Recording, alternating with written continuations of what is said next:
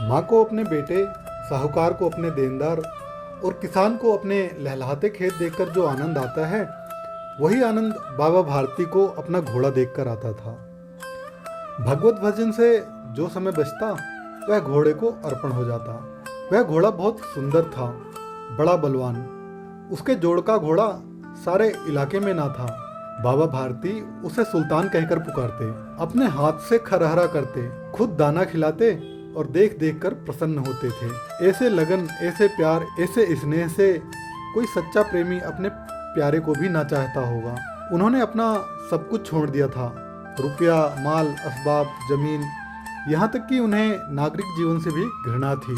अब गांव के बाहर एक छोटे से मंदिर में रहते और भगवान का भजन करते थे। परंतु सुल्तान से बिछड़ने की वेदना उनके लिए असहाय थी। मैं इसके बिना नहीं रह सकूंगा। उन्हें ऐसी भ्रांति सी हो गई थी। वे उसकी चाल पर लट्टू थे। कहते, ऐसा चलता है जैसे मोर घनघटा को देखकर नाच रहा हो। गांव के लोग इस प्रेम को देखकर चकित थे। कभी कभी कनखियों से इशारे भी करते थे, परंतु बाबा भारती को इसकी परवाह न थी। जब तक संध्या समय सुल्तान पर चढ़कर 8-10 मील का चक्कर ना लगा लेते, उन्हें चैन न आता। खड़क सिंह उस इलाके का प्रसिद्ध डाकू था। लोग उसका नाम सुनकर कांपते थे। होते होते सुल्तान की कीर्ति उसके कानों तक भी पहुंची। उसका हृदय उसे देखने के लिए अधीर हो उठा। वह एक दिन दोपहर के समय बाबा भारती के पास पहुंचा और नमस्कार करके बैठ गया। बाबा भारती ने पूछा, खड़क सिंह, क्या हाल है? खड़क सिंह ने सिर झुकाकर उत्तर दिया, आपकी दया है। कहो, इधर कैसे आ गए? सुल्तान की चाह खींच लाई। विचित्र जानवर है, देखोगे तो प्रसन्न हो जाओगे। मैंने भी बड़ी प्रशंसा सुनी है। उसकी चाल तुम्हारा मन मोह लेगी। कहते हैं देखने में भी बहुत सुंदर है। क्या कहना, जो उसे एक बार देख लेता है उसके हृदय पर उसकी छवि अंकित हो जाती है। बहुत दिनों से अभिलाषा थी, आज उपस्थित हो सका हूँ। बाबा और खड़क सिंह दोनों अस्तबल में पहुंचे। बाबा ने घोड़ा दिखाया घमंड से। खड़क सिंह ने घोड़ा देखा आश्चर्य से। उसने सैकड़ों घोड़े देखे थे, परंतु ऐसा बांका घोड़ा उसकी आंखों से कभी न गुजरा था। सोचने लगा, भाग्य की बात है, ऐसा घोड़ा खड़क सिंह के पास होना चाहिए था। इस साधु को ऐसी चीजों से क्या लाभ? कुछ देर तक आश्चर्य से चुपचाप खड़ा रहा। इसके पश्चात हृदय में हलचल होने लगी। बालकों किसी अधीरता से बोला, परंतु बाबा जी, इसकी चाल न देखी तो क्या? बाबा जी भी मनुष्य ही थे। अपनी वस्तु की प्रशंसा दूसरे के मुख से सुनने के लिए उनका हृदय अधीर हो गया। घोड़े को खोलकर बाहर लाए और उसकी पीठ पर हाथ फेरने लगे। एकाएक उचक्कर सवार हो गए। घोड़ा वायु वेग से उड़ने लगा। उसकी चाल देखकर, उसकी गति देखकर खड़क सिंह के हृदय पर सांप लौट गया। वह डाकू था और जो वस्तु उसे पसंद आ जाए उस पर अपना अधिकार समझता था। उसके पास बाहुबल था और आदमी भी। जाते जाते उसने कहा, बाबा जी, मैं यह घोड़ा आपके पास ना रहने दूंगा। बाबा भारती डर गए। अब उन्हें रात को नींद ना आती थी। सारी रात अस्तबल की रखवाली में कटने लगी। प्रति क्षण खड़क सिंह का भय लगा रहता, परंतु कई मास बीत गए और वह ना आया। यहाँ तक कि बाबा भारती कुछ लापरवाह हो गए और इस भय को स्वप्न के भय की नाई मिथ्या समझने लगे। संध्या का समय था।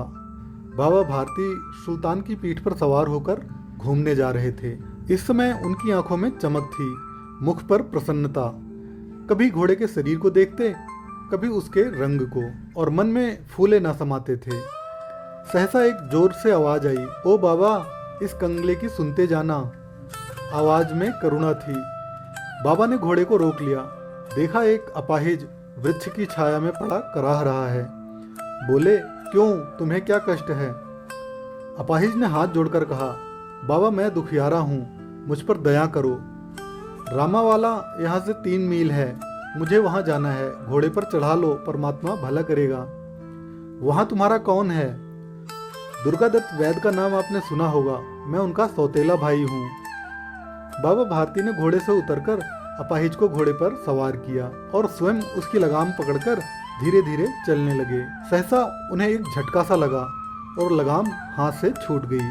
उनके आश्चर्य का ठिकाना न रहा जब उन्होंने देखा कि अपाहिज घोड़े की पीठ पर तनकर बैठा और घोड़े को दौड़ाए लिए जा रहा है।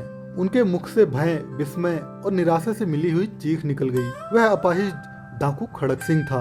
बाबा भारती कुछ देर तक चुप रहे और कुछ समय पश्चात कुछ निश्चय करके पूरे बल से चिल्लाकर बोले, जरा ठहर जाओ। खड़क सिंह ने यह आवाज सुनकर घोड़ा रोक लिया और उसकी गर्दन पर प्यार से हाथ फेरते हुए कहा, बाबा जी, यह घोड़ा अब ना दूंगा, परंतु एक बात सुनते जाओ।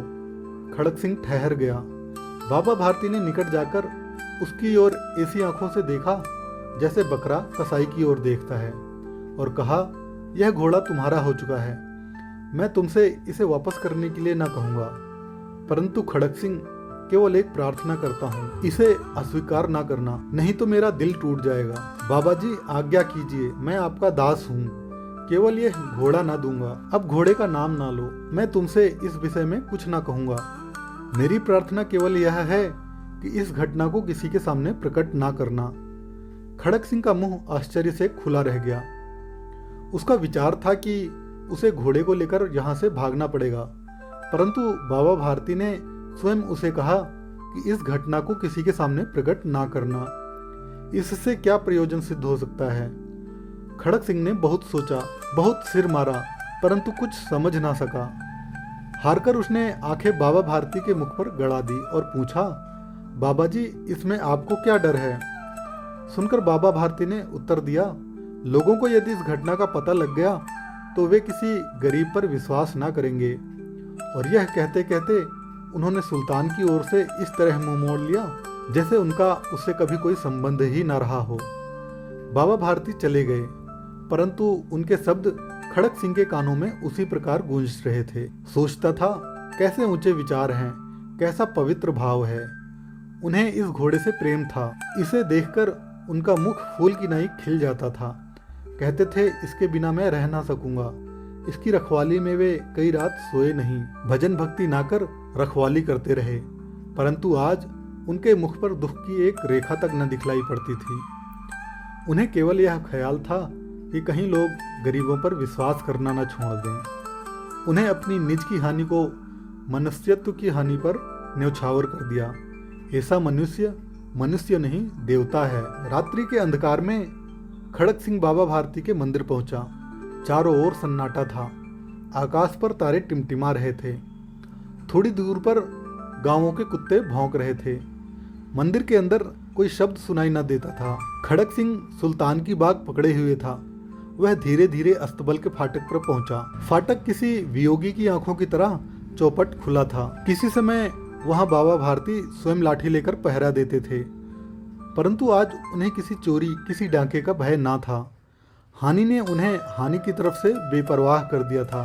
खड़क सिंह ने आगे बढ़कर सुल्तान को उसके स्थान पर बांध दिया और बाहर निकलकर सावधानी से फाटक बंद कर दिया। इस समय उसकी आंखों में नेकी के आंसू थे। अंधकार में रात्रि ने तीसरा पहर समाप्त किया और चौथा पहर आरंभ होते ही बाबा भारती ने अपनी कुटिया से बाहर निकल ठंडे जल से स्नान किया। इसके पश्चात इस प्रकार जैसे कोई स्वप्न में चल रहा हो, उनके पांव अस्तबल की ओर मुड़े, परंतु फाटक पर पहुंचकर उनको अपनी भूल प्रतीत हुई। साथ ही घोर निराशा ने पांवों को मन भर का भारी बना दिया।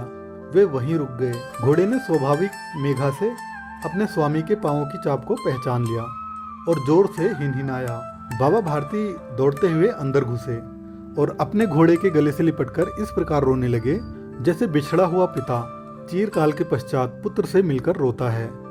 बार बार उसकी पीठ पर हाथ फेरते, बार बार उसके मुंह पर थपकियां देते और कहते थे, अब कोई गरीबों की सहायता से मुंह ना मोड़ेगा। थोड़ी देर के बाद जब वह अस्तबल से बाहर निकले तो उनकी आंखों से आंसू बह रहे थे। ये आंसू उसी भूमि पर ठीक उसी जगह पर गिर रहे थे जहां बाहर निकलने के बाद खड़क सिंह खड़ा रोया था। दोनों के आंसुओं का उसी भूमि की मिट्टी पर परस्पर मिलाप हो गया। साथियों, आज की कहानी कैसी लगी कमेंट बॉक्स में कमेंट करके मुझे जरूर बताइएगा। कहानी अगर अच्छी लगी हो तो वीडियो को लाइक, कमेंट और अपने साथियों के साथ शेयर कीजिएगा। जल्दी मिलते हैं मित्रों एक नई कहानी के साथ। तब तक के लिए नमस्कार। आपका समय शुभ हो।